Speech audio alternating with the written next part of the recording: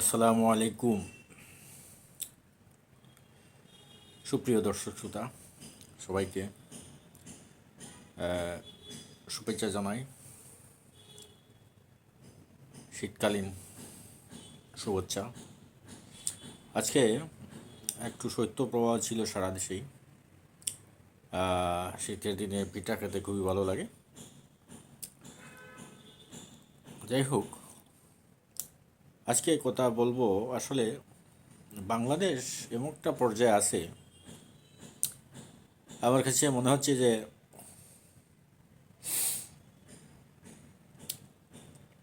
Doctor Yunus সাহেব এবং সেনাবাহিনী ছাড়া এই মুহূর্তে কোনো গার্জিয়ান দেশে নাই। কেননা এক এক দল এক একভাবে কথা বলছে, আর কথাগুলা এত ধারালো পর্যায়ে চলে যাচ্ছে, যেটার ফলাফল হচ্ছে রাজনৈতিক একটা বিশৃঙ্খলা। আমরা পাকিস্তানে দেখেছি রাজনৈতিক কোনো ঐক্য নাই এবং সেনাবাহিনীর ইন্টারফেয়ার সবসময় আছে।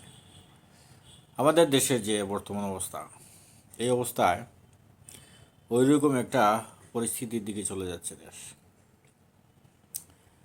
একদল আরেকদলকে খুঁচা দিয়ে কথা বলে, একদল আরেকদলকে কিভাবে কলুষিত করা যায়, কিভাবে রাজনীতির মাঠে ছোটো করা যায়, এই অবস্থা দাঁড়িয়েছে। কিছু কিছু জায়গায় আমি আজকে দেখলাম একটা মাহফিলে একজন আলিম, ওইটা আওয়ামী লীগের আমলেই দেখতাম, মাহফিলে বাধা দিত রাজনৈতিক আলাপ। তো এখানে দেখলাম যে আওয়ামী লীগ তো না, এটা সম্ভবত বিএনপি বা অন্য কোনো দল। তো বক্তাও এরকম, মানে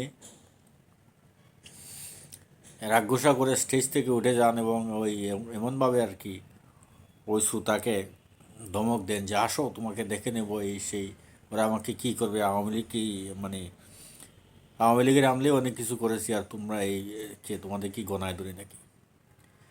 তো এটাও একজন বক্তা হিসাবে খুবই দৃষ্টিকটুর।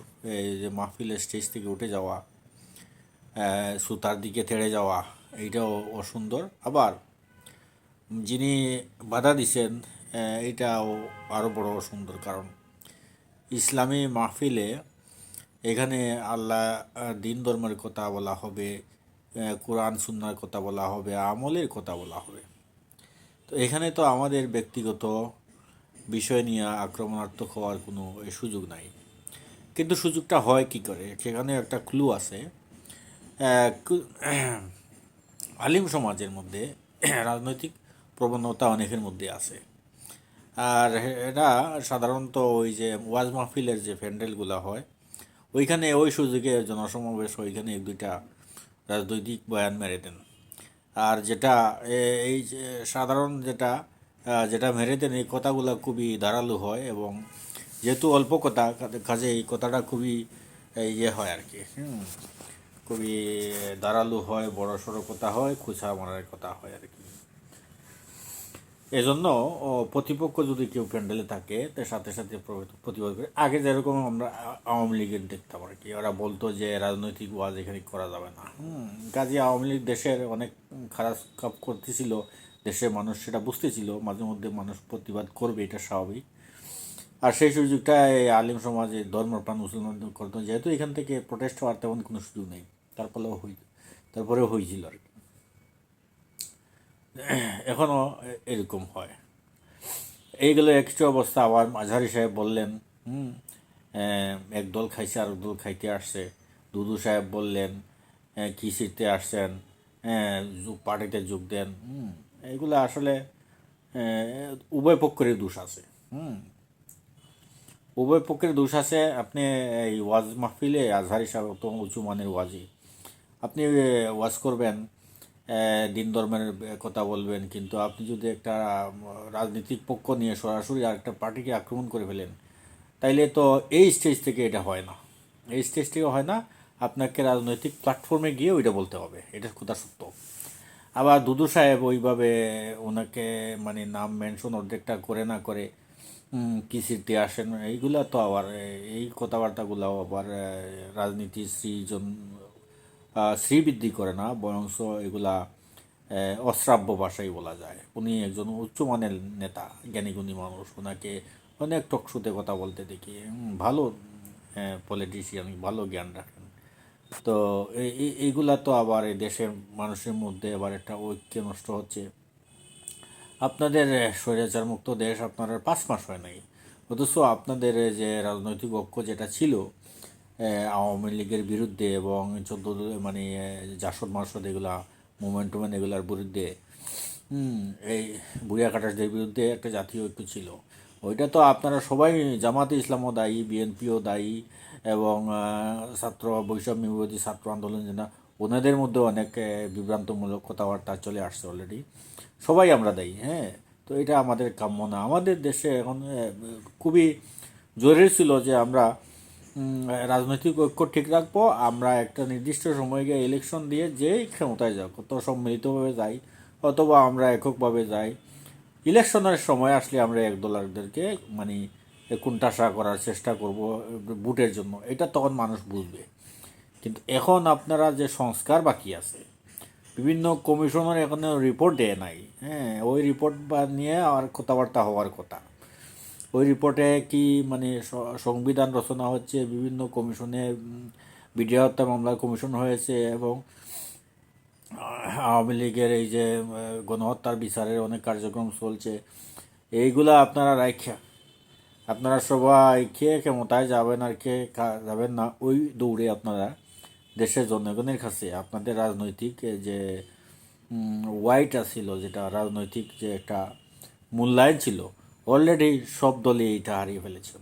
আমরা বলতে পারি বাংলাদেশের একজন নাগরিক হিসাবে যে আপনারা আপনারা আমাদের দেশের চাইতে আপনাদের নিজেদের পজিশনকে ভালোবাসেন, ক্ষমতাকে ভালোবাসেন, অর্থ প্রতিপক্ষকে ভালোবাসেন, যে জিনিসটা আওয়ামী লীগ করেছিল, হ্যাঁ। ওইটা তো বাংলাদেশের মানুষ, ওই যে বোকা মানুষ 1971 সালে অনেকেই জীবন দিয়ে দিয়েছিল, বিনিময়ে এরা সবাই বঞ্চিত ছিল। চুরবাটপার অনেকগুলাই সুবিধা নিয়েছে। বর্তমান 24-এ যারা নিহত হয়েছে, এরা হয়তো কিছু কিছু কেউ কেউ আর্থিক সুবিধা পাচ্ছে অনুদান হিসেবে, যারা মারা গেছে বা যারা আহত, যারা এরা তো ঠিকমতো চিকিৎসাও পাচ্ছে না। কিন্তু এর বাড়া তো দেশের সব মানুষের সমর্থন ছিল এটার ভিতরে, প্রত্যক্ষ পরোক্ষভাবে, না হইলে আপনারা জিততে পারতেন না, হ্যাঁ। তো আপনারা এই সবাইকে বাদ দিয়ে শুধু এককভাবে আপনারা সুবিধা নিতে চান, ক্রেডিট নিতে চান, হ্যাঁ। এইগুলা কিন্তু ভবিষ্যতে আপনাদের পিছনে ধরবে। আর তাছাড়া এটা হচ্ছে অভ্যন্তরীণ বিষয়। অভ্যন্তরীণ বিষয়ে আমাদের অনেক সমস্যা। দেখেন, জাতীয় পার্টি আছে, বিভিন্ন চাকরিচ্যুত পুলিশ বাহিনীর সদস্য আছে, প্রশাসনের অন্যান্য সিভিলের অনেক লোক আছে, আরও এই যে আওয়ামী লীগের সাথে সহযোগী দল এরা আছে, হ্যাঁ। এরপরে আপনার ইসকন মিসকন এগুলো আছে। তো এই যে একটা বিরাট অঙ্ক জাতীয় পার্টি আছে, এরা একটা বিরাট অংশ। এর সাথে আপনার এই ইন্ডিয়ার একটা দূরভিসন্ধি আছে বাংলাদেশ নিয়ে। তো আপনারা সম্মিলিতভাবে যদি ওইগুলা টেকল দিতে যান, তাইলে তো অনেকটা বড় একটা ঐক্যের ব্যাপার, এবং অনেক ক্রিটিক্যাল এই বিষয়টা হ্যান্ডেল করতে হবে।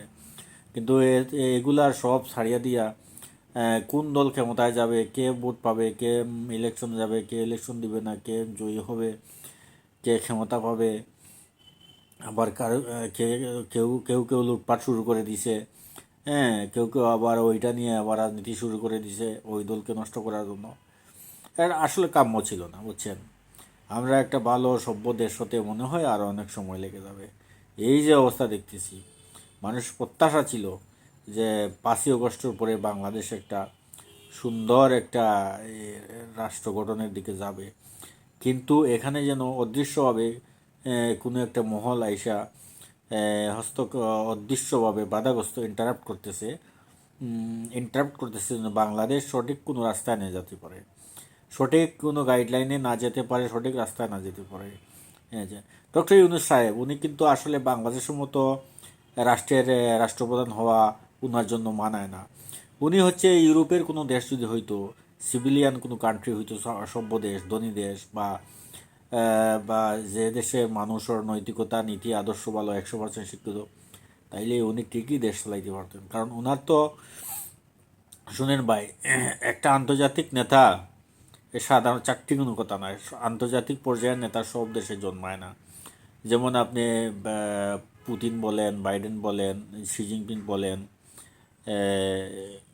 ইমা এমবিএস বলেন সৌদি আরবের, খামিনি বলেন, এরদোগান বলেন, হ্যাঁ, এই সমস্ত হচ্ছে ওই যে ওয়ার্ল্ড ফিগার, হ্যাঁ, ওয়ার্ল্ড ফিগার। ওনাদের একটা কথা মিডিয়া প্রতিদিন হেডলাইন হয়ে যায় এবং সারা পৃথিবী এটা নিয়ে ভাবে যে উনি কেন বললে, কী কেন বলে।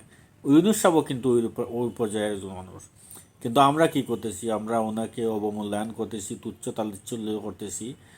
আমার মনে হয় উনি যে প্রত্যাশা এবং আবেগ নিয়ে ক্ষমতায় বসছিলেন যে বাংলাদেশকে এবার একটা, যেহেতু উনি রাজনীতির মানুষ না, আমরা সম্মান দিয়ে দেশের জনগণ মানুষকে আমরা ক্ষমতায় এনেছি, উনি কিন্তু ওনার সর্বস্ব দিয়ে উনি কিন্তু ওনার কিন্তু কোনো নির্দিষ্ট দল নেই, কাউকে সুবিধা দেওয়ার কোনো দরকার ছিল না। ওনার কোনো, সরি, টাকা পয়সার কোনো দরকার ছিল না যে আমার এই 100 কোটি পাচার করতে হবে, আমার 100 কোটি টাকা নিজের লাগবে। তো এই দিক থেকে উনি খুবই ওনার একটা ভালো ওই প্রচেষ্টা ছিল বাংলাদেশকে নিয়ে। কিন্তু দেখা গেছে যে ওই জিনিসটা বৈষম্যবিরোধী ছাত্র আন্দোলনের কিছু বিষয় আসেও, অনেকগুলা বিষয় দেশের মানুষের কাছে হয়তো স্পষ্ট নয়। আবার বিএনপির বিষয়গুলো, বিএনপি অনেক বিজ্ঞ দল, বিজ্ঞতার পরিচয় দিতেছে এবং বিএনপির মতো মানে দেশ চালাতে পারবে ইনশাল্লাহ। কিন্তু ওই যে লুটপাট, বড় দল হিসাবে সবাই তো আর ইমাম সাহেব থাকে না, কিছু দুষ্কৃতিকারী থাকে, লুটপাটকারী থাকে, এরা কিন্তু দলটাকে বদনামি, যেটা রুমিন ফারহানা স্বীকার করলেন আর কি, আমরাও দেখতেছি অনলাইনে। আবার জামায়াতে ইসলামও মনে করেন যে অতিরিক্ত ফাঁকনামি যেগুলো আর কি, হ্যাঁ, যেমন ধরেন দেশপ্রেমিক আমরা এবং সেনাবাহিনী, তাইলে আর দেশের জনগণ দেশপ্রেমিক না। যারা আপনার রাজনীতি করে আপনার মনে করেন যে সেনাবাহিনী কয়লাখ আছে আর জামাতে ইসলাম কয়লাখ, বাদ বাকি সব মানুষের তো বিভিন্ন দলের, বেশিরভাগই হচ্ছে নিরপেক্ষ আমাদের মতো মানুষ, হ্যাঁ, যারা অ্যাক্টিভলি কোনো পলিটিক্যাল পার্টির সাথে নাই। তো আমরা কি দেশদ্রোহী নাকি, আমরা কি আপনারা সব দেশপ্রেমিক আর আমরা দেশপ্রেমিক না? তো এই কথাটা কিন্তু এইভাবে ডিভাইড করা মোটেও ঠিক হয় নাই। তো এখানে বিষয় হলো যে রাজনৈতিক একটা প্রতিযোগিতা চলে আসছে যে কে জিততে হবে, কে জিতবে না, এই বিষয়টা নিয়েই, এবং ফিল্ড দখল করার বিষয় নিয়ে, বুটের টার্গেটকে সামনে নিয়েই আছে। কিন্তু আমাদের এখন মূল টার্গেট ছিল একদম, আজকে দেখলাম গত 2 দিন আগে আপনার ওই যে সীমান্তে বিএসএফ এবং বিজিবি দাওয়া পাল্টা দেওয়া, এবং দুই দেশের জনগণ, তো এটা সিরিয়াসলি নেন। দেশের সার্বভৌমত্ব যদি না থাকে, তো আপনি ইলেকশন করে জিতবেন আর হারবেন এটা তো পরের বিষয়। আপনার জলযন্ত্র একটা হাতি আপনার পাশে, হিংস্র হাতি, ইন্ডিয়া হিংস্র বন্য হাতি, এটা যে কোনো সময় আক্রমণ করে দিয়ে যে কোনো দিকে আপনাকে ধসায় দিতে পারে। হ্যাঁ, আপনি ওই সমস্ত বিষয় নিয়ে আপনাদের কারো কোনো মাথা ব্যথা নাই, আপনারা শুধু ক্ষমতা নিয়ে মাথা ব্যথায় আছেন। সরি, এটা কিন্তু দেশপ্রেমিকের কোনো ব্যাপার না। এবং আপনারা, এজন্যই বললাম বাংলাদেশ একদিন এই যে গার্জিয়ানলেস হয়ে গেছে। কারণ এইগুলা আগে সিরিয়াসলি আপনাকে আন্তর্জাতিকভাবে সিকিউর করতে হবে দেশ, হ্যাঁ, শত্রু ষড়যন্ত্র এবং শত্রু আক্রমণ থেকে দেশকে সুরক্ষা করে পরে একটা রাজনৈতিক পরিবেশ সৃষ্টি করে এবং ক্ষমতায় যান, সম্মিলিতভাবে যান, এককভাবে যান, কোনো সমস্যা নাই। সুন্দর একটা গঠনমূলক একটা একটা সভ্য দেশের রাজনীতি করেন। আর কত জীবন আপনারা আমাদেরকে ওই সমস্ত বাজে রাজনীতির প্রতিচ্ছবি দেখাবেন? বাংলাদেশের মানুষ দেখতে দেখতে হেরান আপনাদের ওই সমস্ত প্রতিচ্ছবি। কাজেই দেশের সকল নাগরিক, বুদ্ধিজীবী, রাজনৈতিক এবং পেশাজীবী, শ্রমিকজীবী মানুষের প্রতি অনুরোধ, আপনারা যে যার অবস্থান থেকে দেশকে সঠিক লাইনে নিয়ে যাওয়ার জন্য প্রত্যেকের বক্তব্য উপস্থাপন করেন, মিডিয়ায় লেখালেখি করেন, একটা জনমত গঠন করেন, যাতে কোনো রাজনৈতিক দল এই দেশের জনগণকে বিভ্রান্ত না করতে পারে। আর জনগণ রাজনৈতিক দলতে যেভাবে চালায় এইভাবে দেশ চলবে এটা না, দেশের মানুষ যেভাবে চায় ওইভাবে দেশ চলবে। এই ধরনের একটা এই ধরনের একটা ন্যারেটিভ সৃষ্টি করেন দেশের ভিতরে। তাইলে রাজনৈতিক দলগুলোকে কন্ট্রোল করা যাবে, না হলে আবার কন্ট্রোল করা যাবে না। তো সবাই শুভরাত্রি, সবাই ভালো থাকেন, আসসালামু আলাইকুম।